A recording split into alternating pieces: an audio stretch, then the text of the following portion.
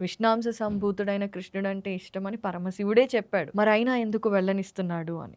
ఎందుకు అంటే పరమశివుడికి కూడా తెలుసు పాండవులు, శ్రీకృష్ణుడు అక్కడ లేరు. కానీ అశ్వత్థామ కూడా మరి తపస్సు చేశాడు.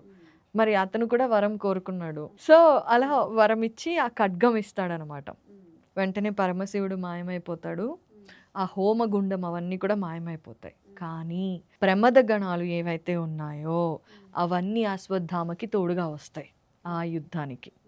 సో, అవన్నీ అయిపోయి వచ్చేస్తాడు. అశ్వత్థామ చేతిలో ఖడ్గం ఉంటుంది. ఇదేంటి ఈ ఖడ్గం ఎక్కడి నుంచి వచ్చింది? వీళ్ళంతా ప్రమద గణాలు అంటే మనుషులు కాదు. అలా అని ఆత్మల్లాగా కూడా కాదు. వివిధ వివిధ ఆకృతులలో వస్తారనమాట. సో, ఒక్కసారి కృతవర్మ అయితే భయపడతాడు వాటిని చూసి. ఇవన్నీ మనకి సహాయం చేయడానికే వచ్చాయి అని చెప్తాడు అశ్వత్థామ.